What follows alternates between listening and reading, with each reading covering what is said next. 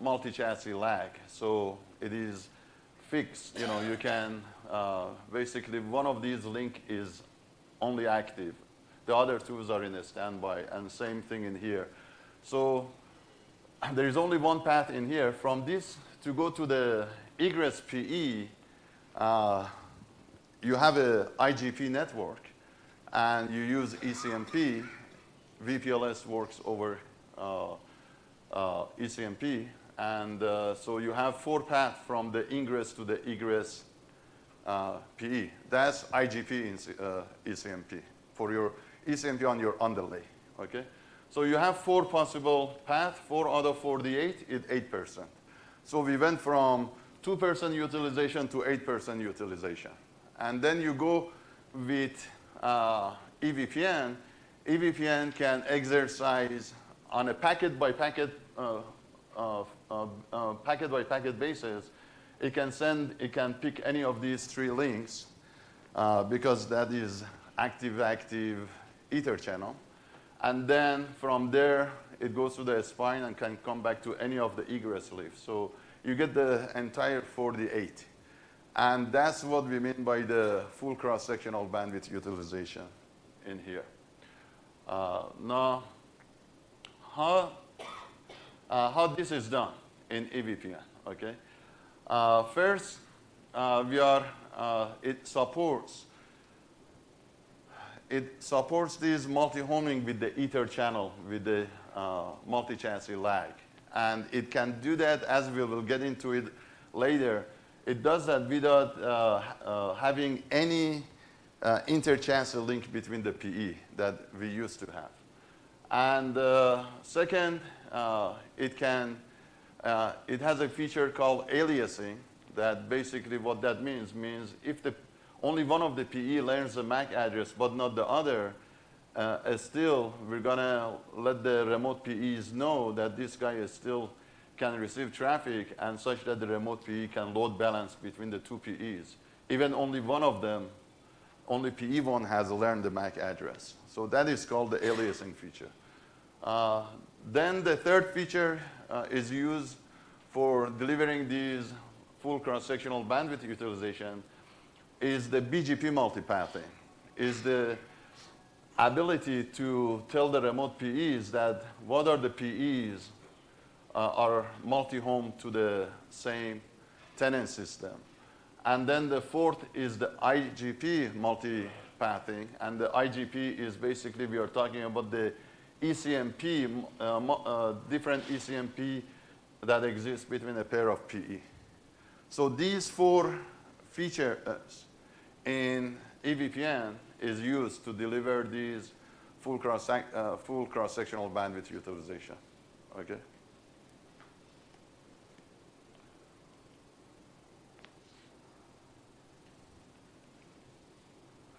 Multi-tenancy. So with multi-tenancy is the ability to support multiple overlay networks on your single physical network. And we've done that before, and with EVPN, it comes naturally via the use of the EVI or Ethernet virtual instance that is used.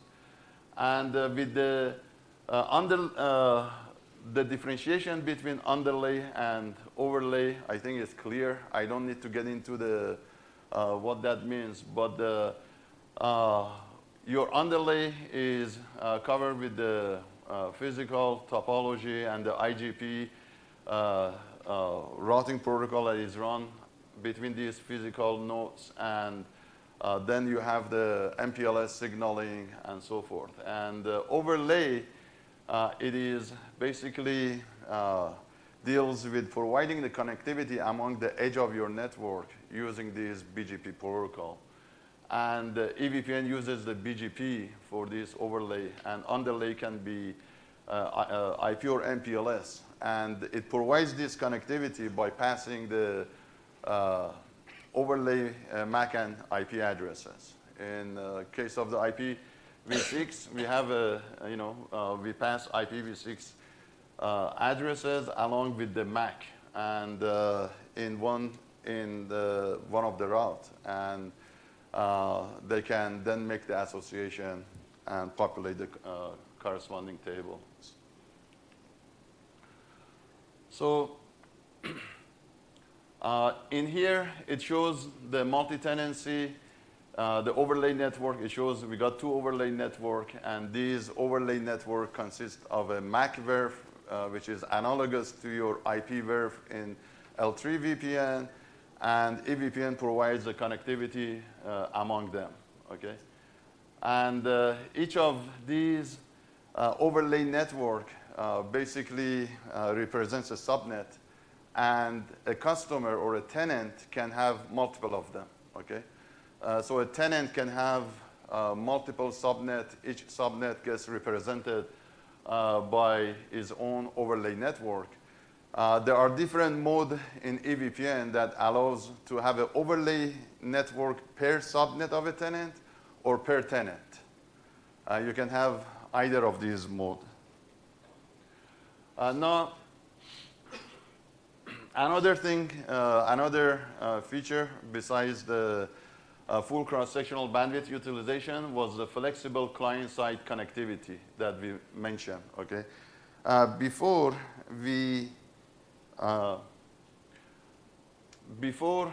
Prior to EVPN, we had proprietary solutions, and I think basically all the major vendors have their own proprietary solution to support Ether channel, but the shortcoming of that solution was it was only limited to dual homing. It couldn't do multi-homing, and it was you could only support a butterfly configuration like that. You couldn't connect the CE3 to PE2, okay? You couldn't do that. You could have a simple dual homing that all the dual home devices were connected to a pair of PEs, okay? And you had also another issue with that was the inter-chassis link. And in certain scenarios, in case of a access link failure, then you had to use the inter-chassis link between the two. So up front, you had to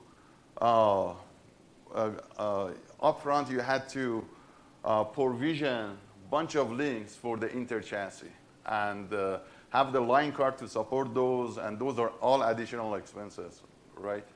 So those with EVPN, we got rid of all those, and now we have N-way redundancy. We have no inter-chassis link.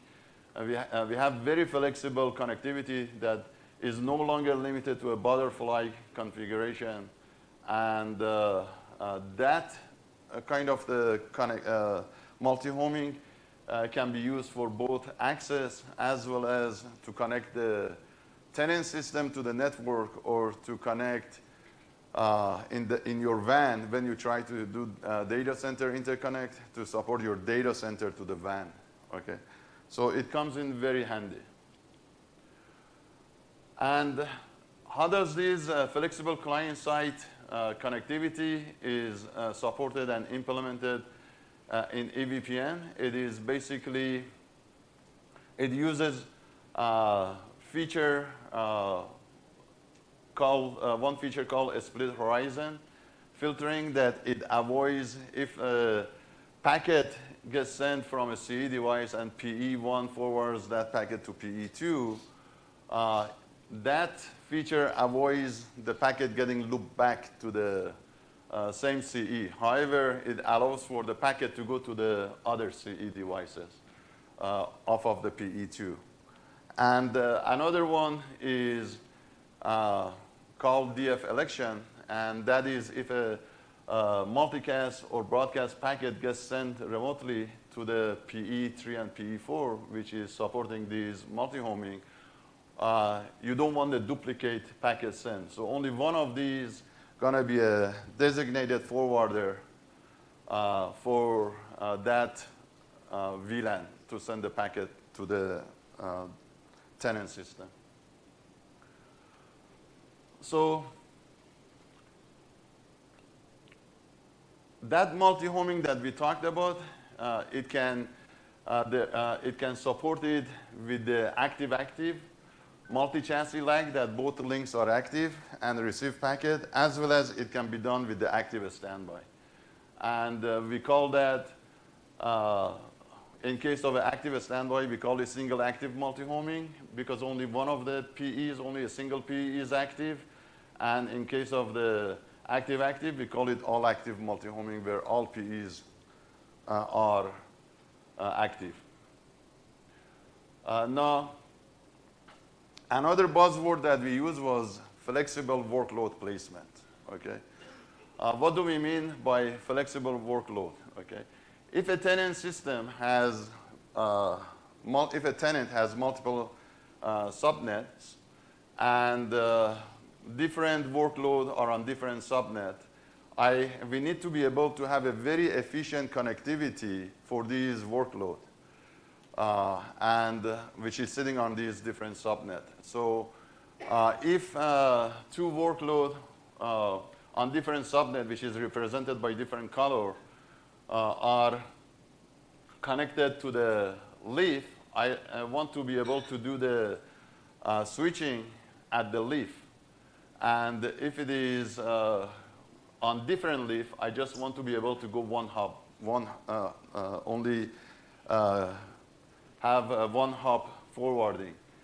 Before EVPN, we used to have this model of a L2 domain connected via a pair of centralized L3 gateway, which basically meant for any layer 3 forwarding, you needed to send it to the gateway. That basically, if you were going still to do that, that would negate all the saving you made for optimizing cross-sectional bandwidth because now you're wasting it in here. So we need to make sure that the forwarding is also optimized. So what we do in L3 in order to support that, in EVPN, in order to support that, we push the boundary of L2, L3 forwarding as close to the tenant system as possible, which is sitting on the leaf.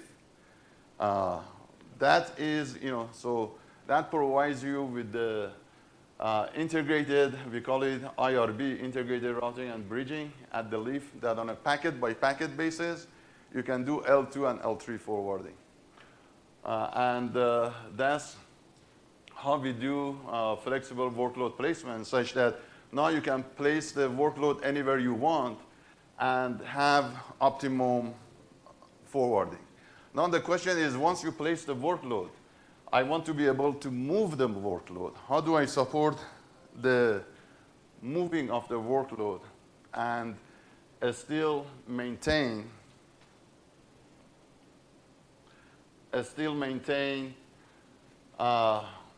my optimum forwarding?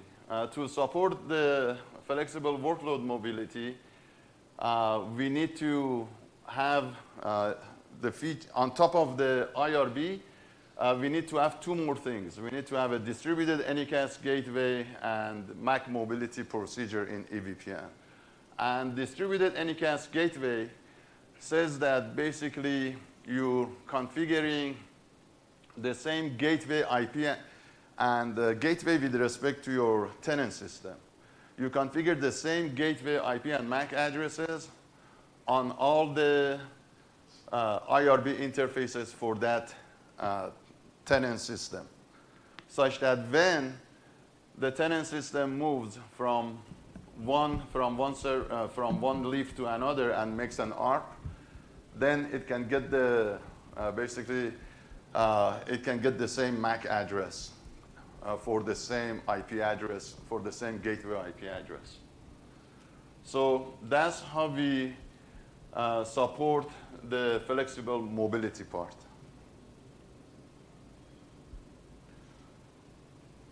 And this slide talks basically that what I was mentioning, that the same virtual IP and MAC address for overlay, these are overlay addresses for your tenant system. The same overlay gateway IP and MAC address is being configured for the IRB interfaces for that tenant system. So, and then the third piece of the things that we need was for MAC mobility procedure. And the MAC mobility procedure basically says that if the MAC address moves from one place to another, if the workload moves from one place to another, then the new leaf is going to advertise that MAC address with the sequence number, because that new leaf has previously learned the MAC address was behind 1PE, and now it has learned it locally. Whenever that happens, it advertises it with a sequence number indicating that, oh, now it is the new owner. So, wow. Oh, I'm so sorry. Yeah. I know. Am I? Yeah. Okay. Okay. So, Ali has so much to teach us. You know, I'm so sorry. Man, Yes. I should have got a warning. I know. Oh, it was here. Ah. Yeah. I was so much absorbed in my talk, I was not even paying attention to the timer. I know. Ah, And you know, sorry he's only about halfway through. That's why I'm like, oh my God, I'm so sorry. No, not the problem. The interesting thing is, it was a 150-page deck. I reduced it to 35 page. And I even didn't get through the half of the 35 page, you know. I know. This is, So you know this what? is the remaining section was a deeper dive. So these first two sections was to set the stage for the different applications being supported, and at the very high level, how to support those different applications. Yeah, you know, one of the things I'm thinking too is we should have webcasts, down the road if people want, and then we can record you, you know, so that if people want to see it, because I honestly, it's like I have to hear what you say over and over again before it gets into my head. Yeah, the first time I completely agree. Yeah. The first time you hear these are like foreign language, you know. Yeah, yeah. Thank you so much. My pleasure. Yes. All right. Thank you.